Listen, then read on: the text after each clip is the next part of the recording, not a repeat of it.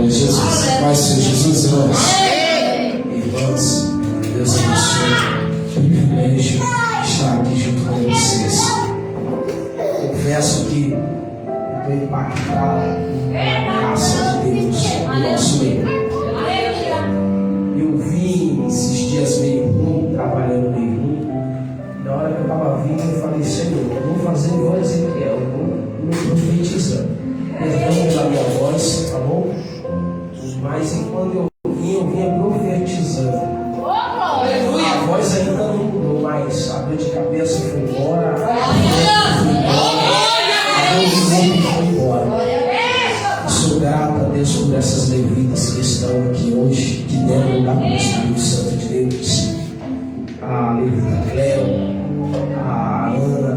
Que Deus abençoe ricamente, poderosamente a vida de vocês. Que vocês não permitam que essa essência saia de dentro de vocês por nada. Irmãos, prometo que eu não vou fadigar a igreja, mas vou concluir aquilo que o Espírito Santo de Deus está falando e continuará falando conosco. Livro do tema, livro de Ezequiel. Primeiro vamos ler Ezequiel capítulo 1, versículo 1 ao 3. Depois pularemos para Ezequiel capítulo 2, versículo do 3 ao 6. Aí pularemos para Ezequiel 37 e leremos o versículo do 4 até o 7. Amém? Sou grato a Deus por essa casa de oração, por esse ministério, pela vida de cada um de vocês. Que campanha que tem, mano. Aleluia, glória a Deus. Aleluia. Capítulo 1 de Ezequiel, versículo: E aconteceu no 30º ano, no 4º mês, no 5º dia do mês, que estando eu no meio do cativo, junto ao rio Quebar, se abriu-se o céu e eu tive uma visão de Deus. No 5º dia do mês, no 5º ano do cativo do rei Joaquim,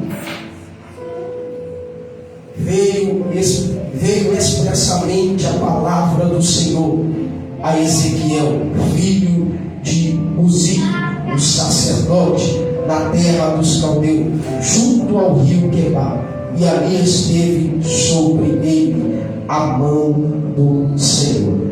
Capítulo 2, versículo 3 até o 6.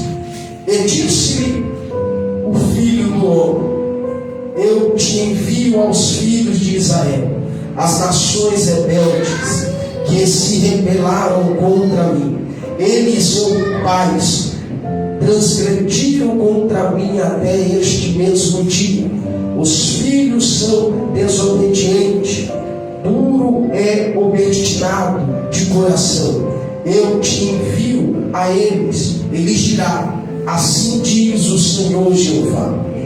E eles, quer ouça ou quer deixe de ouvir, porque eles são casa rebelde. Hão de saber, contudo, que esteve no meio deles um profeta. E tu, filho do homem, não os temas, nem temas as suas palavras, ainda que estejam contigo sarças e espinhos, e tu habite entre escorpiões, não temas a sua palavra, nem te assuste com os seus semblantes, porque são casa rebelde. Capítulo 37. Vamos lá no capítulo 37, no seu versículo 4 até o 7.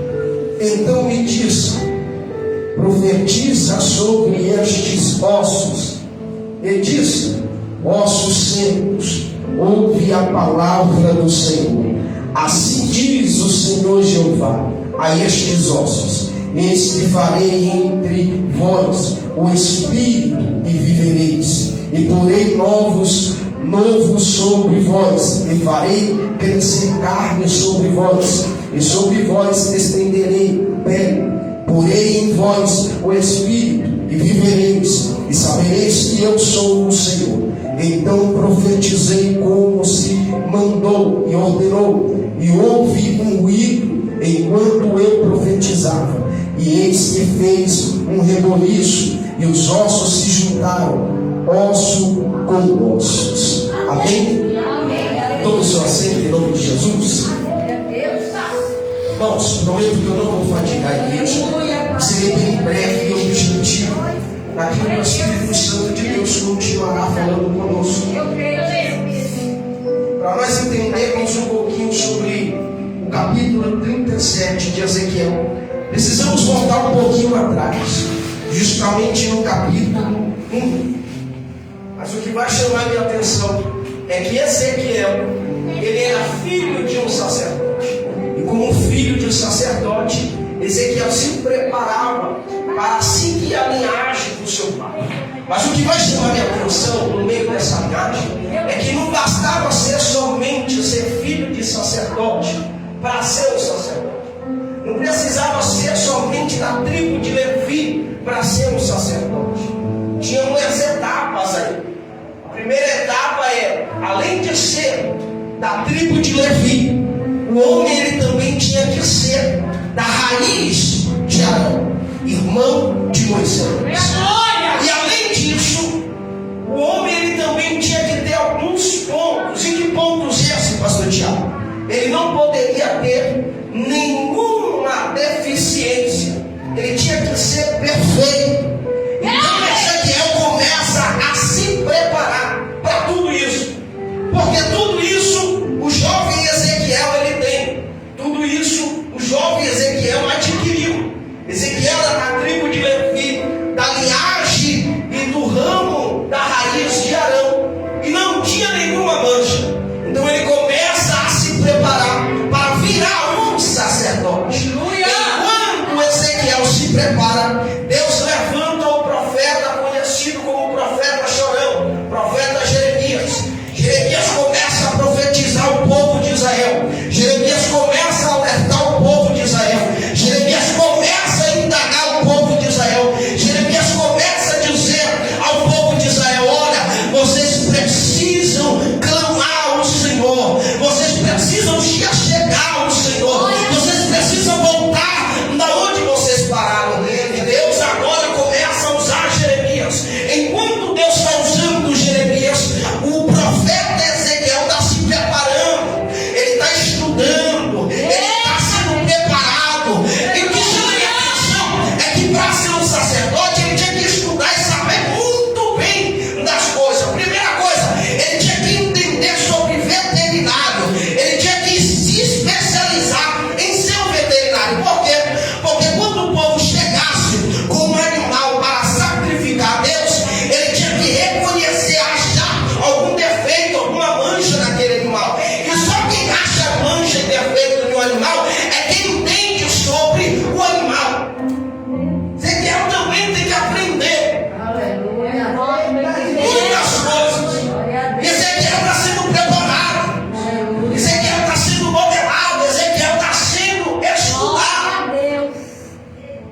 Mas o que vai chamar minha atenção é que o nome do pai de Ezequiel significa desprezado ou desprezo. Então percebe que nenhuma casa que tem um significado de desprezado ou desprezo nasce um jovem que tem o seu significado de Deus forte. Deus sustenta. Um sacerdote que era desprezado, um sacerdote que era esquecido pelo homem, mas por Deus. Deus já tinha arquitetado o plano sobre a casa de Ezequiel e da sua família. Prova disso é quando ele coloca o nome do seu filho Ezequiel. Deus forte, Deus que dá força, Deus que vê, Deus que enxerga, Deus que estende a sua mão. Ezequiel está sendo preparado, está sendo modelado. Quando Ezequiel está sendo preparado, passa o tempo Enquanto Ezequiel chega na sua estatura de jovem, já fazia 4 anos que Jeremias pregava, anunciava o arrependimento ao povo de Israel. Mas só que o povo não quis dar ouvido à palavra de Deus. E aqui dá um problema muito grande, porque quando não damos ouvido ao que sai da boca de Deus, nós sofremos a consequência com isso. Verdade, meu Deus.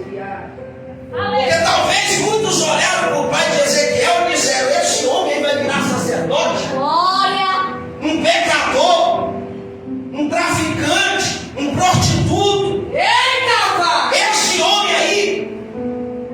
Mas só que não tem como o ser humano querer contender com o Criador, com a escolha do Criador. Verdade, meu Deus. Se Deus escolheu, está escolhido. Glória. Não adianta o homem fazer bico, fazer birra, dizer aqui, dizer ali. Não. Foi Deus que escolheu, foi Deus que colocou ele ali.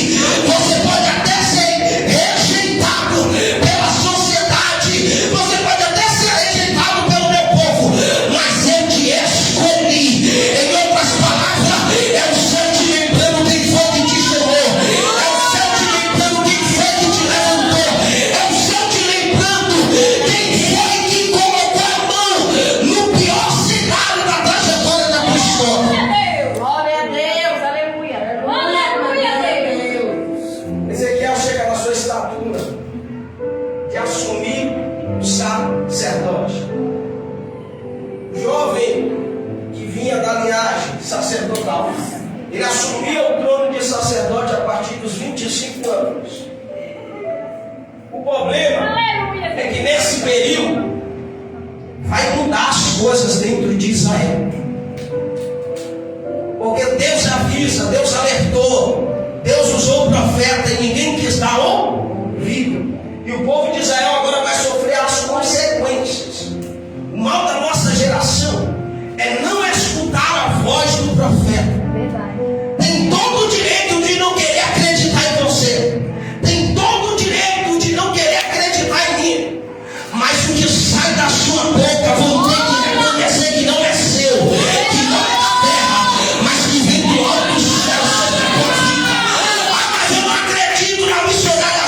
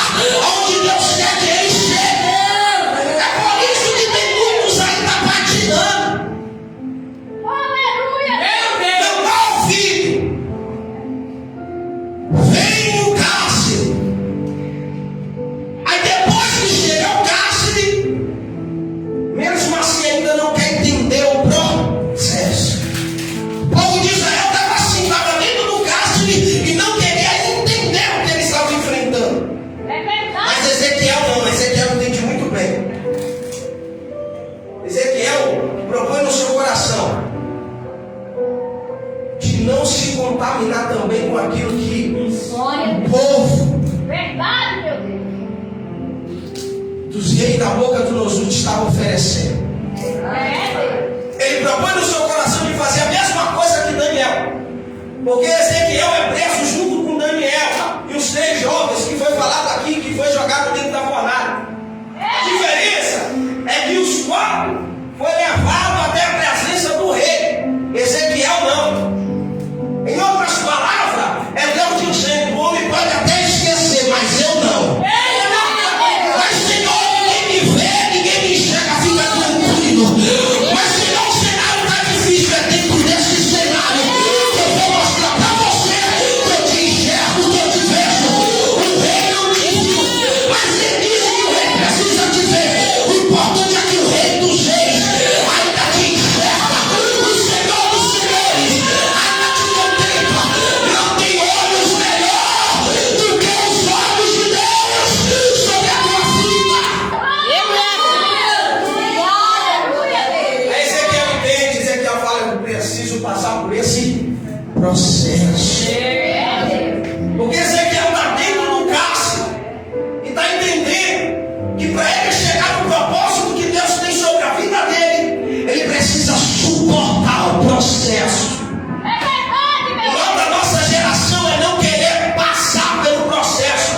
Quer chegar onde Deus quer colocar, mas não quer passar pelo processo. Com Deus não tem atalho. Com Deus não tem rota contrária.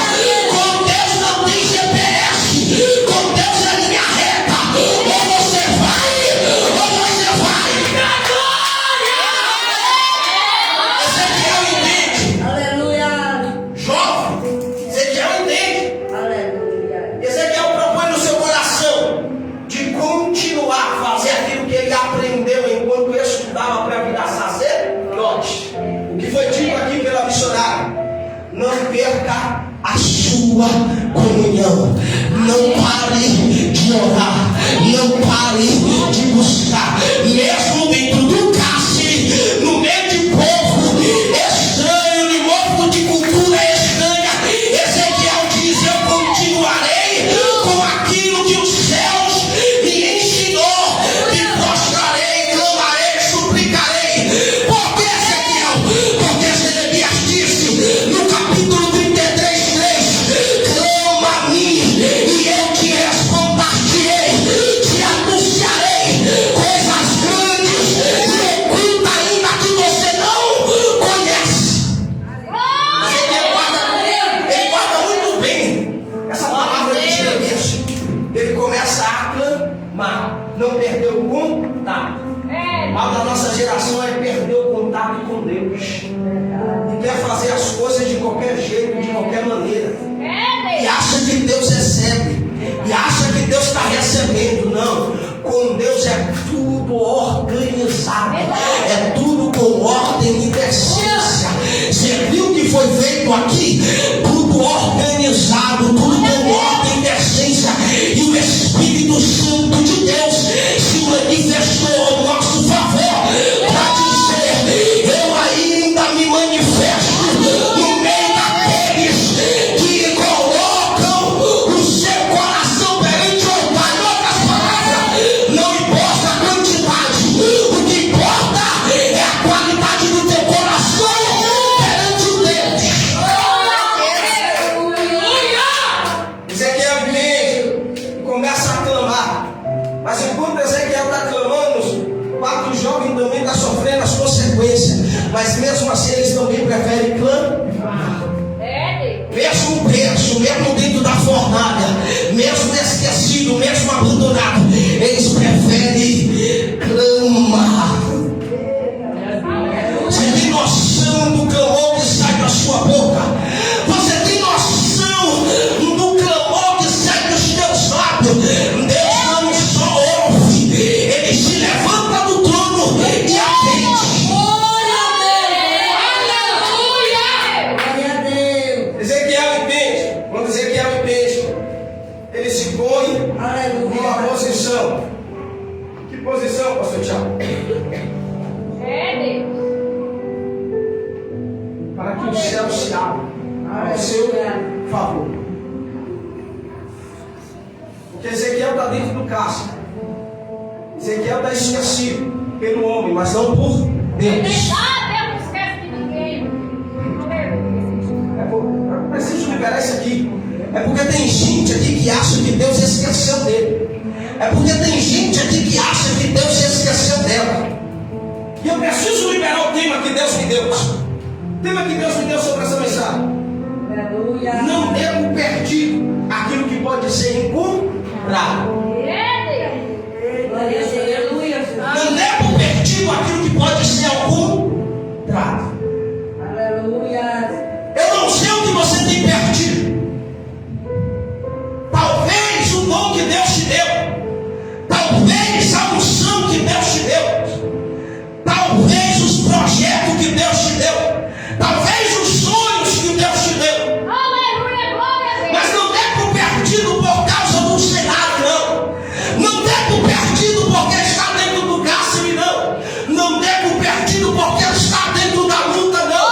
Não dê por perdido porque está difícil, não. Aleluia. Foi dito que ele não é filho do homem para que minta, nem filho do homem para que se arrependa. Se ele falou, ele é tão confirmado com a tua palavra que ele ainda diz: passarás o céu e a terra, mas a minha palavra vai permanecer. Em outras palavras, é o céu nos lembrando que Deus conhece muito bem as promessas que ele tem feito sobre a tua vida, sobre a tua casa, sobre o teu chamado. Mas pastor, ainda não chegou, fica tranquilo. É necessário você passar por esse período, por esse tempo. Por quê, pastor Tiago? Porque tem guerra que nós só vencemos chamado, mas tem guerra que nós só vencemos profetizando. A gente acha que Ezequiel só estava profetizando ali, mas com a busca de Ezequiel dentro do cárcere, Ezequiel já estava profetizando.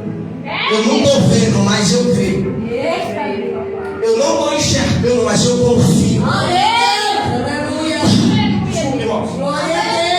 Hoje está me mostrando tudo ao contrário, mas eu confio. A circunstância está me mostrando tudo ao contrário, mas eu acredito. Ah, Jesus. Quando Ezequiel entende muito bem isso, aí nós lembramos daquilo que Lucas, na sua parábola, em Lucas 15, vai dizer: uma mulher com 10 dracmas perde uma.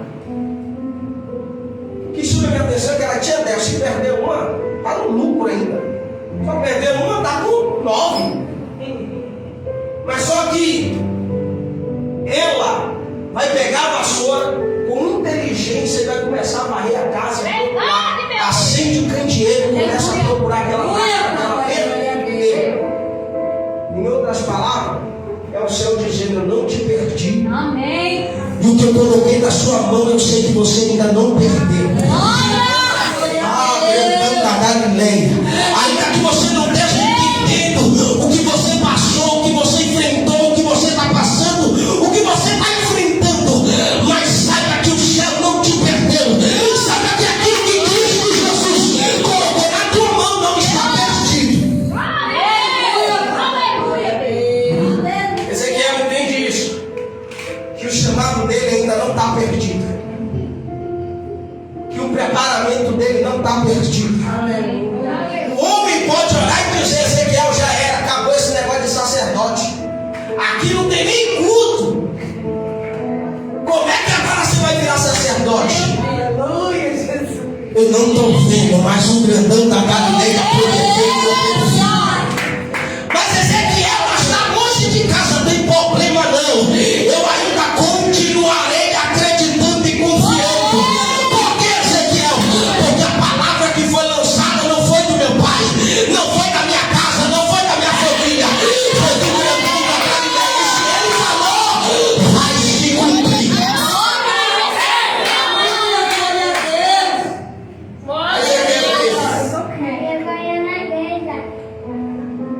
E se abriu os céus e teve visão de Deus. Vai chamar minha atenção aqui que o cenário é de cativo, de perda, de destruição. mas que dentro do cenário de perda, de destruição, de guerra, de luta, de dor, de sofrimento, Deus faz Ezequiel ter uma visão. E o céu se abriu. E Ezequiel teve uma visão. De quem? Do pastor Tiago? Não. Da terra? Não. Do governador? Não. Do presidente? Não. De Deus. É porque teve gente que teve visão por esses dias na madrugada e até agora está se perguntando: Senhor, que visão foi essa? Quem que foi isso que eu vi? É o céu dizendo: fica tranquilo, que a visão é do alto céu. A irmã contou aqui um testemunho grande, Deus dando uma grande visão daquilo que ele estava fazendo. É o céu dizendo: eu ainda movimento a favor do meu povo, independente do cenário que esteja. E aqui vai a primeira lição que aprendemos: Jesus não precisa de cenário favorável ou desfavorável para dar uma visão ao teu povo ou para agir ao seu povo. Aqui tem um povo que fala: eu não estou pronto não, eu só vou quando estiver pronto, eu só quero quando estiver pronto. Mas quem disse que Deus trabalha com um cenário favorável ou desfavorável? Jesus, um cenário favorável, foi ser batizado por João Batista e o céu se abriu. E ele teve visão de quem? Da terra? Não, do céu. Estevão, num cenário desfavorável, sendo apedrejado, sendo morto, ele olha para o céu e o céu se abre. Teve uma visão da terra? Não, do céu. Ah, grandão da Galileia, é Jesus dizendo para mim e para você: não preciso de cenário favorável ou desfavorável. O que eu preciso é somente de um coração disposto, é somente de uma alma disposta, dizendo: Pai, eu estou aqui, usa aqui, vira aqui. E o céu se levanta ao meu e ao teu favor, e o céu se abre para que na visão do alto céu. E se abriu no seu cenário favorável ou desfavorável. Se Jesus quiser abrir o céu ao seu favor, ele vai abrir o céu ao seu favor.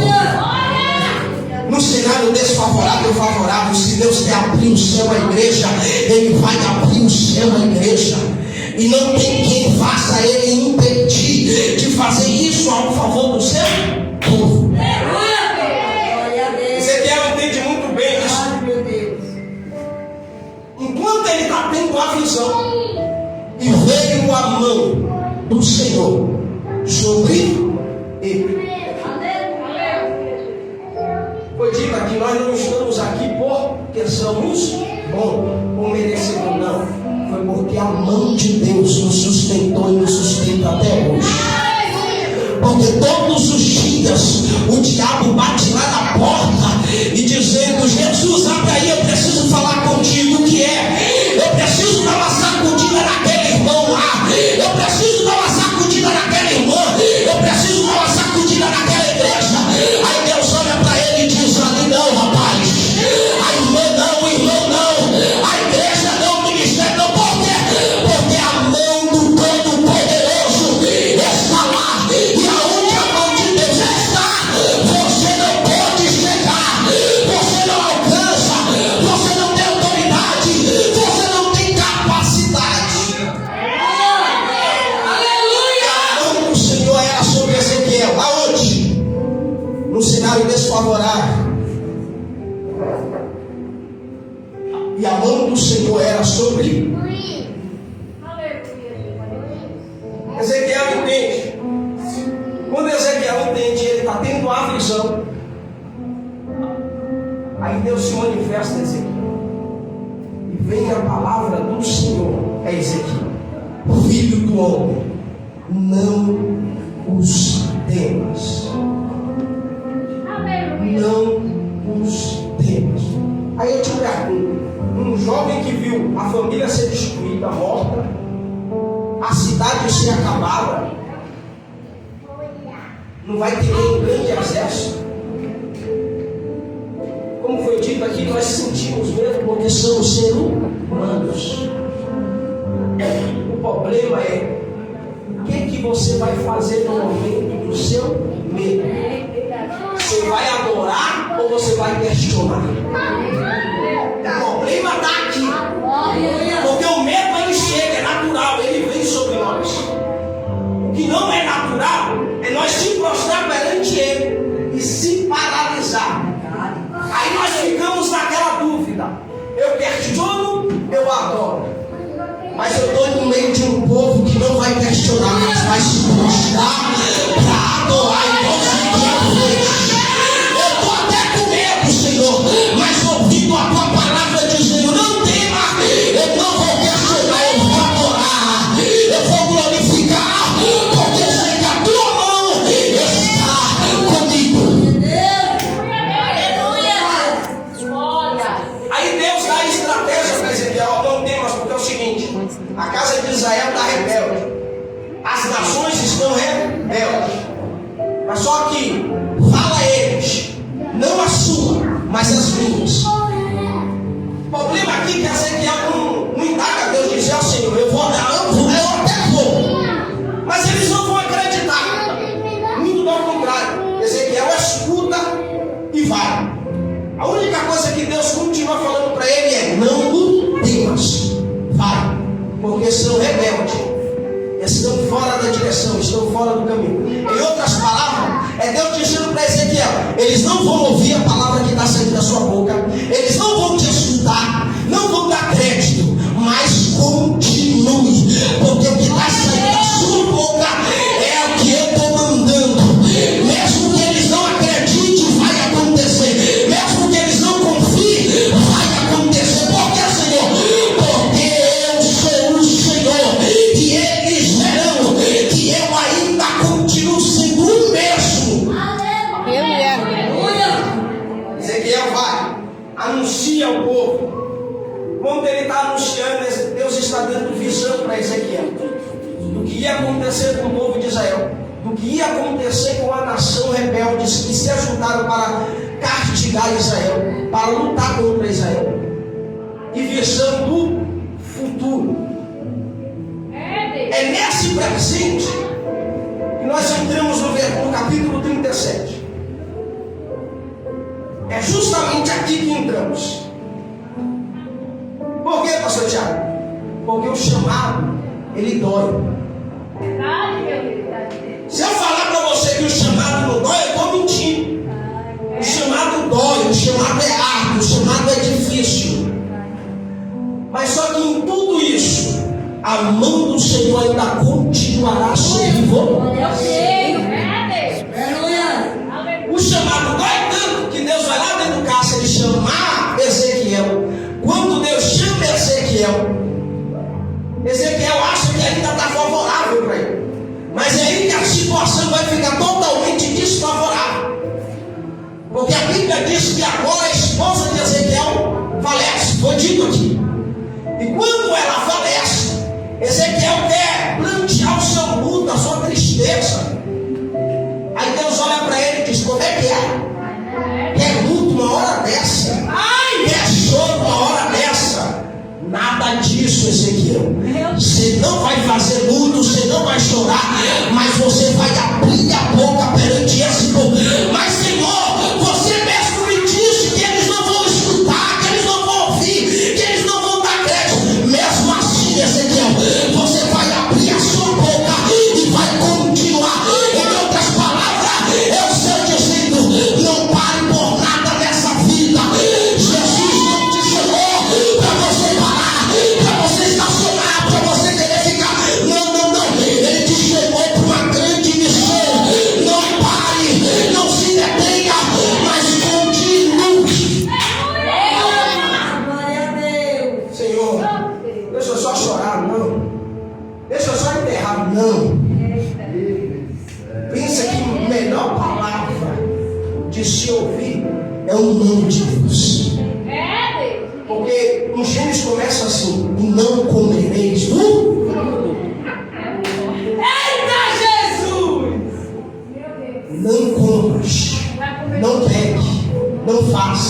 não vá. Mas só que nós somos teimosos. Com a teimosia vem as consequências. Aí não tem como revogar. Porque nós escolhemos o que plantamos. Se plantamos, colheremos. Chegou a notícia até mim dizendo assim: ei, pastor Tiago, você tem parado com as palhaçadas?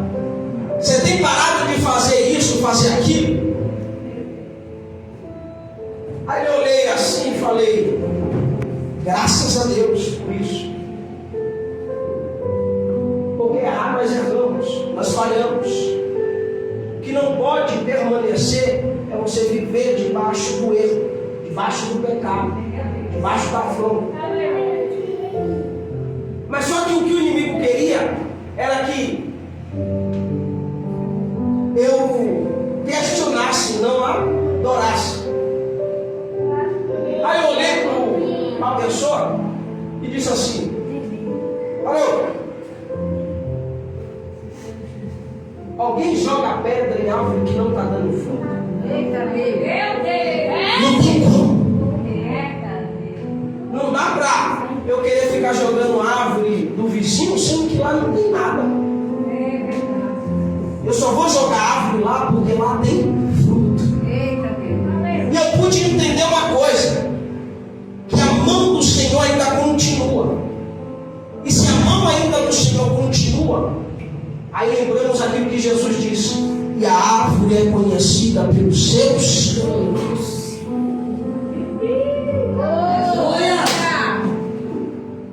Aí eu falei: amém, Senhor. Entendi o que o Senhor quer dizer.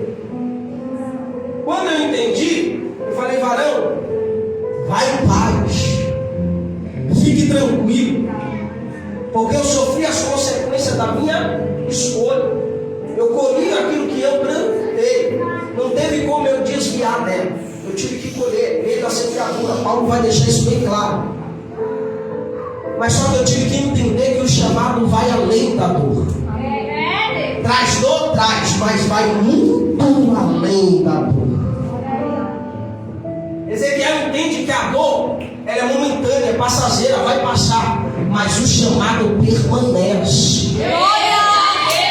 Ezequiel entendeu: essa dor vai passar, vai acabar, mas o meu chamado aqui ainda continua, lá ainda continua. Ezequiel disse: só vai terminar lá na glória, nem lá na glória vai terminar, porque quando chegar na glória eu vou ter que atender o chamado. Santo, santo, santo, santo, santo. É Jesus dizendo: fica tranquilo, porque esse cenário vai passar. Ezequiel entende isso. Mas só que o chamado também traz renúncia. É necessário. Deus chama Moisés no meio da sarça ardente. Moisés tinha ovelhas, não era dele. Moisés tinha deserto, não era dele. Moisés tinha um cajado, não era dele. A única coisa que ele tem é um chinelo. Deus olha para ele e diz: agora tira, porque o lugar que você pisa é santo. Mas Senhor, é um deserto, não tem nada não. Quem está pisando agora sou eu. Em outras palavras, quem vai amaldiçoar aquilo que eu já abençoei? Ninguém tem essa capacidade. O que eu faço, Senhor? Tira a sandália, tira tudo e vem até mim, Moisés, porque eu te mostrarei e livrarei o povo de Israel de dentro desse Egito. É necessário, vinde a ele, pegar sua cruz e carregar. Esse nome de carregar a cruz aqui não é o carregar meu passado, não é o carregar minhas lembranças passadas, não é o carregar bagagem, não. É eu pegar tudo que Cristo Jesus me ensina e começar a seguir aos passos que Ele tem ordenado. Ezequiel entende muito bem. Quando Ezequiel entende, Deus vai levar Ezequiel agora a outro nível. Perceber que vai chegar no nível onde Deus quer. Há uma trajetória muito muito longa.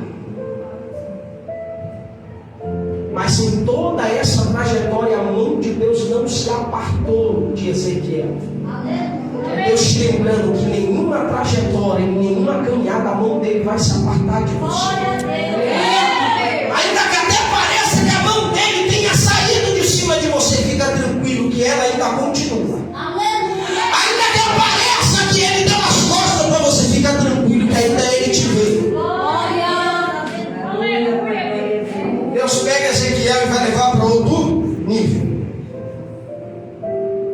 E veio a mão do Senhor, me pegou e me colocou no meio de um vale.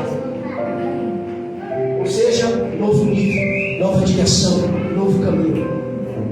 Quem olha para o vale só vê o cenário desfavorável, mas não entende que é nesse cenário desfavorável que Deus está colocando Ezequiel em outro nível.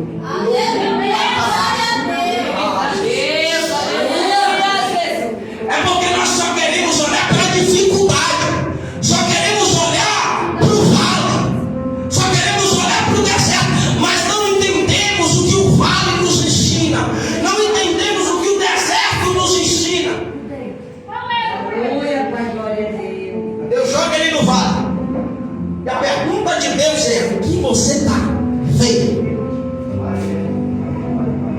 Ezequiel olha e fala: Senhor, preciso dar um giro 360 aqui, porque você me colocou no meio. Tá bom.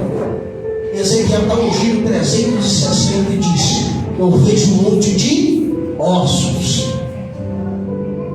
Que mais, Ezequiel? Senhor, por enquanto só isso. Peraí. E veio a mão do Senhor, me tirou do meio e me colocou ao redor. Ezequiel, o que você vê? Ossos numerosos, um exército tão grande de ossos. Aí surge a pergunta de Deus: Ezequiel, poderão esses ossos reviver? Ezequiel entende que ele passou no meio, passou ao redor. Em outras palavras, é Deus mostrando um cenário para mim, para você, não pela metade, mas por completo. Para que você possa entender que você está sendo levado a outro nível. O mal da nossa geração é não se querer levado a outro nível por Deus, mas querer ser levado para si próprio. Eu quero ser pastor, vou dar um jeitinho aqui. Eu quero ser evangelista, vou dar um jeitinho aqui. Aí Deus olha: é necessário passar pelas duas etapas. É necessário você enxergar todo o cenário, não só pelo meio, mas ao redor. Não só pelo redor, mas ao meio. Ezequiel vê, Ezequiel enxerga, Ezequiel entende que ele, como homem, não pode fazer nada, mas havia uma mão que estava sobre ele. Aí ele disse: Senhor, você sabe o que pode fazer. Senhor, você sabe o que pode direcionar. Em outras palavras, era Ezequiel dizendo: eu não posso fazer nada, Senhor. Eu não faço nada, eu não sou capaz de nada. Eu sou apenas um filho do homem, um mero pecador que veio do pó e do pó retornará. Mas eu estou aqui, Senhor, adorando um Deus vivo, que abriu o mar vermelho para o povo de Israel passar, que foi com Josué, que foi com Moisés, que foi com Abraão, que foi com Isaac, que foi com Jacó e com Israel. Eu sei que o Senhor pode.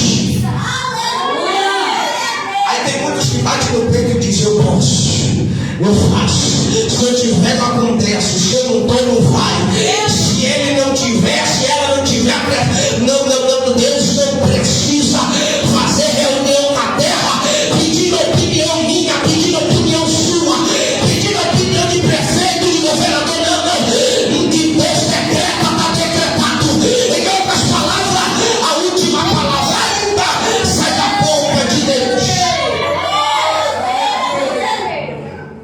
Aí Deus olha para ele e diz: vou fazer melhor isso aqui. E como, Senhor? Vou continuar usando a sua boca. Mas Senhor, não vamos acreditar, não vamos confiar, não tem problema não. Ainda que não acredite, mas vão ter que ver acontecendo. E o que é, Senhor?